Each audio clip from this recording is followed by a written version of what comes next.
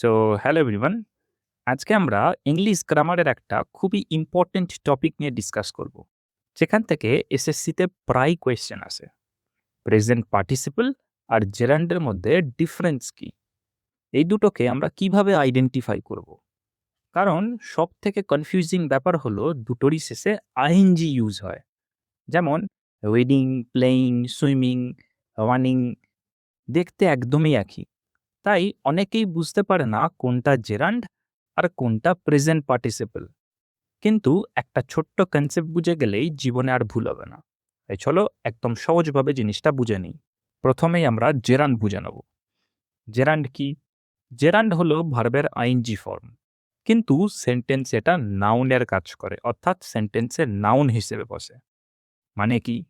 মানে যেখানে একটা নাউন বসতে পারে সেখানেই একটা জেরান্ডও বসতে পারে।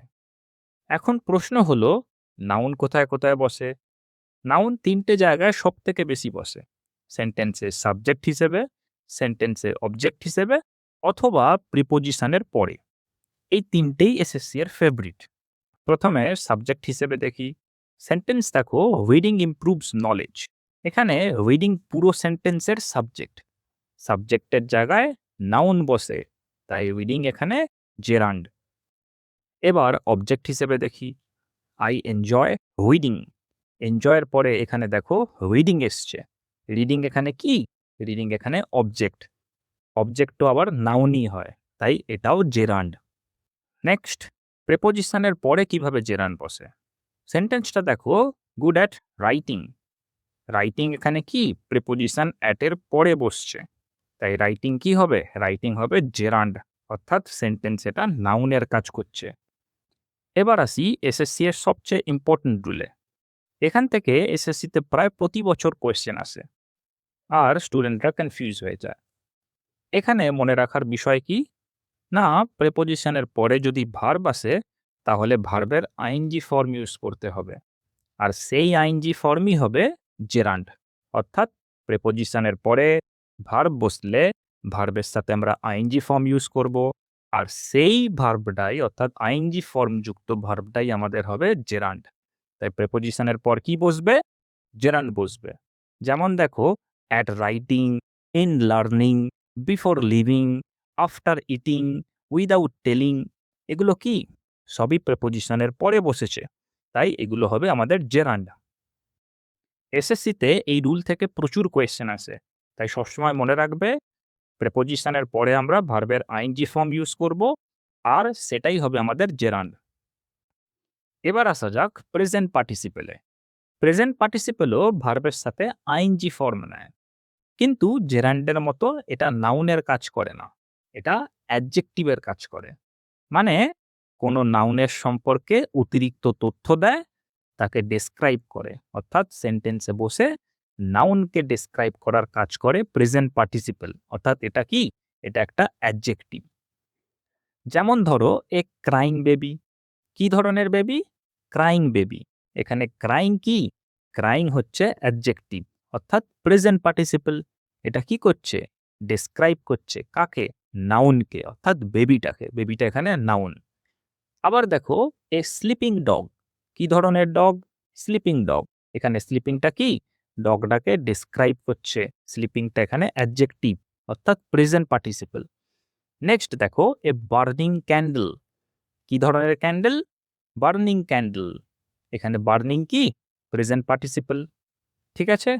এখানে ক্রাইং, স্লিপিং আর বার্নিং সবগুলোই নাউনকে ডিসক্রাইব করার কাজ করছে, অর্থাৎ অ্যাডজেক্টিভের কাজ করছে। তাই এগুলো কি হবে? প্রেজেন্ট পার্টিসিপল হবে। এবার পুরো কনসেপ্টটাকে একসাথে দেখি। দেখো, যদি ভার্ব প্লাস আইএনজি সেন্টেন্সের নাউনের কাজ করে, মানে সাবজেক্ট হয়, অবজেক্ট হয়, অথবা প্রেপোজিশনের পরে আসে, তাহলে সেটাই হবে আমাদের জেরান্ড। আর যদি একই ভার্ব প্লাস আইএনজি কোনো নাউনকে ডেসক্রাইব করে, অর্থাৎ বলে কেমন ধরনের মানুষ, জিনিস বা প্রাণী, তাহলে সেটাই হবে আমাদের প্রেজেন্ট পার্টিসিপল, অর্থাৎ অ্যাডজেক্টিভের কাজ করবে। এসএসসি এক্সামে এর জন্য শুধু একটা শর্টকাট মনে রাখো, নাউনের কাজ করলেই সেটা জেরান্ড, আর নাউনকে ডেসক্রাইব করলে বা অ্যাডজেক্টিভের কাজ করলেই সেটাই হবে আমাদের প্রেজেন্ট পার্টিসিপল। এই ট্রিক মনে রাখলে জেরান্ড আর প্রেজেন্ট পার্টিসিপেলের মধ্যে কখনো কনফিউশন হবে না। ঠিক আছে? এবার চলো এসএসসি এর কটা পিওয়াইকিউ সলভ করে নেব, যেখান থেকে আজকের ভিডিওতে শেখা সবকিছু আমাদের ক্লিয়ার হয়ে যাবে। ফার্স্ট কোয়েশ্চেন দেখো, he is good at dash English. Option A speak, option B speaking, option C spoke, option D spoken. So ফার্স্টে কোয়েশ্চেনে দেখো কি কোয়েশ্চেনে আসে অ্যাট এর পরে ড্যাশ। অ্যাট কি? অ্যাট এখানে প্রেপোজিশন। আমি আগেই বলেছিলাম অ্যাট অর্থাৎ প্রেপোজিশন। প্রেপোজিশনের পরে আমরা সবসময় ভার্বের আইএনজি ফর্ম ইউজ করব। অর্থাৎ অ্যান্সার আমাদের কি হবে? Option B speaking. কেন হলো? না, প্রেপোজিশনের পরে ভার্বের আইএনজি ফর্ম ইউজ করব, অর্থাৎ জেরান্ড ইউজ করব। নেক্সট কোয়েশ্চেন দেখো, dash is good for health. Option A swim, option B swimming, option C swam, option D swims. এখানে অ্যান্সার কি হবে? অ্যান্সার হবে অপশন নাম্বার বি সুইমিং। কেন?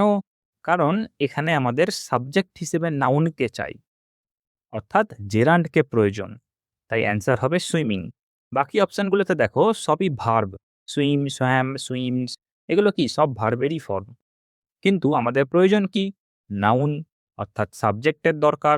তাই আমরা জেরান্ড ইউজ করবো, অর্থাৎ ভার্বের আইএনজি ফর্ম ইউজ করবো, যেটা আমাদের জেরান্ডের কাজ করবে। তাই অ্যান্সার হবে অপশন নাম্বার বি সুইমিং। দেন আজকে থার্ড কোয়েশ্চেন আসা যাক, আই এনজয় ড্যাশ নোবেলস। অপশানে কি কি দেওয়া আছে? Option A read, option B reading, option C reads, option D to read. Answer কি হবে? অ্যান্সার হবে অপশন নাম্বার বি রিডিং। কেন? না, এনজয়ের পরে আমাদের অবজেক্টের প্রয়োজন হবে, আর এখানে আমাদের জেরান্ড ইউজ করতে হবে। এনজয়ের পরে আমরা সবসময় ভার্বের আইএনজি ফর্ম ইউজ করব, এই জিনিসটা সবসময় মনে রাখবে। ঠিক আছে? তাই এখানে অ্যান্সার হচ্ছে option number B. Next question দেখো, the dash child was crying. Option A sleep, option B slept, option C sleeping, option D sleeps. Answer হবে অপশন নাম্বার সি স্লিপিং। কেন? না, আমি আগেই বলেছিলাম যে এই সমস্ত ক্ষেত্রে যেখানে আমাদের নাউনকে ডিসক্রাইব করার কাজ আসবে, সেখানে আমরা প্রেজেন্ট পার্টিসিপল ইউজ করব। এখানে দেখো স্লিপিং, যেটা আমাদের প্রেজেন্ট পার্টিসিপল হিসেবে অর্থাৎ অ্যাডজেক্টিভ হিসেবে সেন্টেন্সে বসছে, এটা কাকে ডিসক্রাইব করছে? চাইল্ড হিসেবে থাকা নাউনটাকে। অর্থাৎ নাউনকে ডিসক্রাইব করার কাজ করবে কে? প্রেজেন্ট পার্টিসিপল, যেটা একটা অ্যাডজেক্টিভ। তাই এখানে অ্যান্সার হয়ে যাবে অপশন নাম্বার সি স্লিপিং।